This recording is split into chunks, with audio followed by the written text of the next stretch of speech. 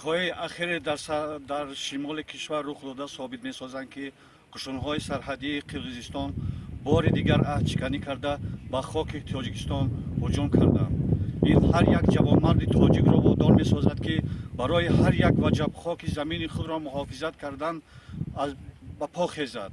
همه جوانمردان تاجیک امروز آماده هستند که مرز و بوم اجدادی خود را از دشمن غدار حمایت کنند.